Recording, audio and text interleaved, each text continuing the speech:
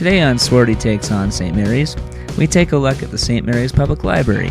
Thanks to a grant of $10,000 from the Andrew Carnegie Foundation, the library was erected and opened in 1905. Children in the town had to wait until 1913 before a juvenile room was opened. That same year, the library adopted the Dewey Decimal System, and the public was allowed to access the shelves for the first time. Today, the library is home to a variety of programs and services, including rentals of DVDs, CDs, and audiobooks, as well as many other online resources to help you along the way. Many daytime, evening, and weekend programs are available for families looking to jazz up their free time. Visit the St. Mary's Public Library's Facebook page for more details. Hi everybody, welcome to another episode of Swarty Takes on St. Mary's. I'm here with my special guest host, Andrea Macko. Hey. And this is Rebecca Webb and Kate Long. Hello. They're employees of the library. What's your title, Rebecca? I'm the Library Services Coordinator. And what do you do? I'm the Collections Developer. Perfect.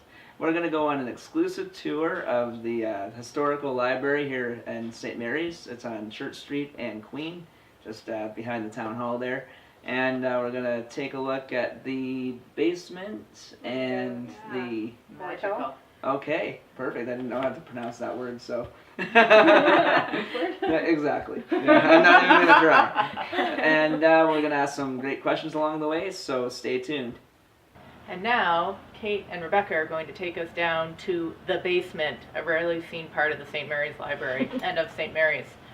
Kate's going to turn on the light, and Swarty's going to follow us down the stairs. Now in the addition of the basement. We're actually standing against one of the original exterior walls of the library.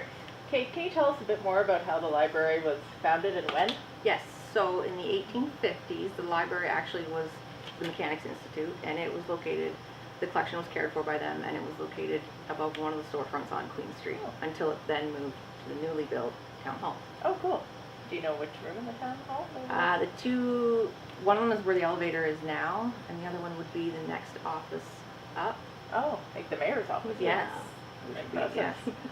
So it was stored, one of them was the room for the collection, and the other one was the reading room. Oh, neat. How did the library come to be located here? So council decided to apply for a grant, which was the Andrew Carnegie grant. In order to receive the money, they had to already have a secured building site, and the town already owned this land, so they just decided to go with the one that was closest and what they already owned. Cool. Oh, welcome back. We're currently in the children's wing of the library.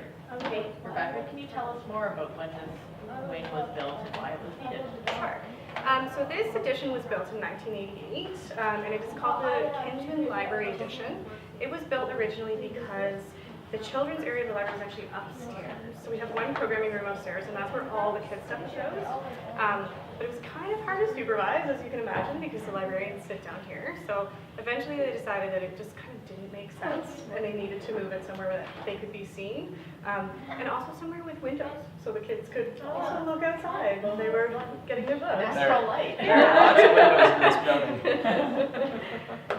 And it also just added a lot of space to the library for collections that we didn't have before, and then we were able to use that upstairs room for programming space. Cool. Kids could have access to books like this is not a book in a well-supervised area. Fantastic. That's pretty awesome. We've all had library fines. No one wants to admit to it, but it happens. Speak for yourself. Especially, yes, no one wants to admit to it. It happens, you forget it's in your backpack, it's in the living room underneath the cushion. What's the largest monetary fine that anyone's ever had? Well, I can remember a fine that was $342. And they add up really quickly because we have a big DVD collection. They're $1 a day if they're overdue. So if you take a lot of them, you can imagine that it adds up pretty fast. So if you have a bunch of DVDs that you have to return, what if you actually just buy a new copy and bring it back and you lost it? If you lost it, well, that has happened in the past. But we try to stay away from that because when we actually order something, we order from a special supplier. Oh. So it actually comes all with the labels on it and everything like that. So there's lots of extra costs there. So yeah. Well, there you go. Can't lie to the library. Yes. Apparently. They'll get Mr. Bookman the library cop after. Well, you can try. He's not working tonight, though, is he?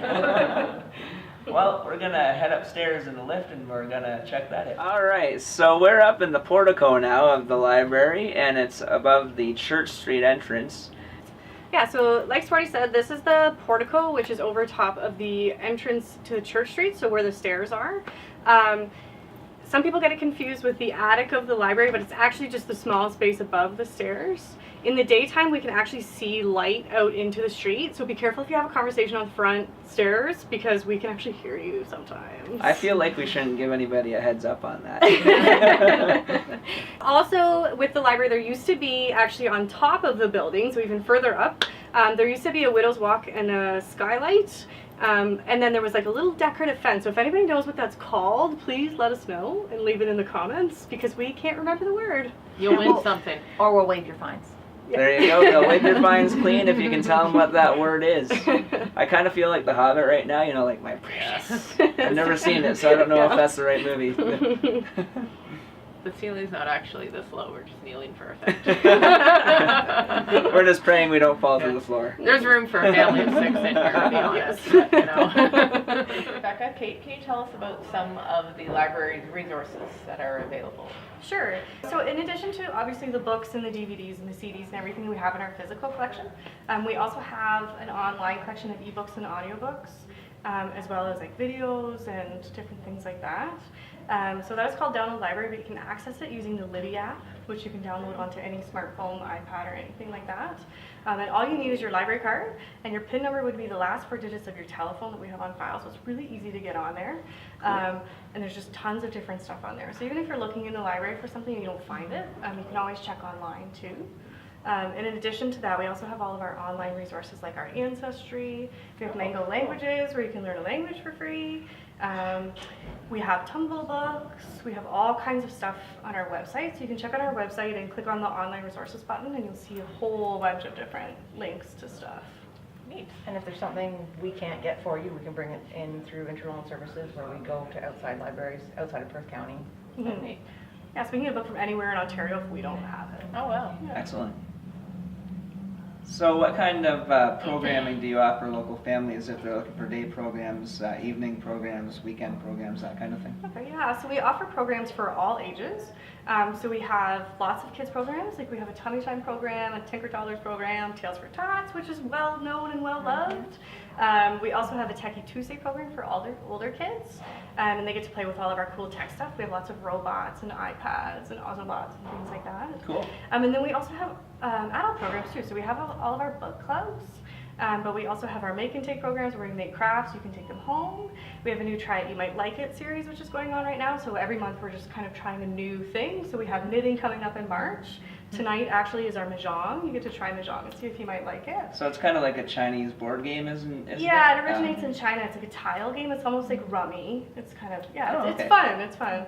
And then we also play that on Mondays and Wednesdays. And then we also have speaker series and author readings, things like that. You've got a really neat guest speaker coming up. We do. On March 24th, we have David T. Chapman coming. He is a professional photographer and weather chaser, so he's kind of a storm chaser. Neat. So he's going to come on the 24th at 10:30, and he's going to tell us all about storms that happen in Ontario. I think he even has some video to show us about a tornado that I'd happened like in to Ontario. thank Kate and Rebecca and Andrea for helping me out tonight.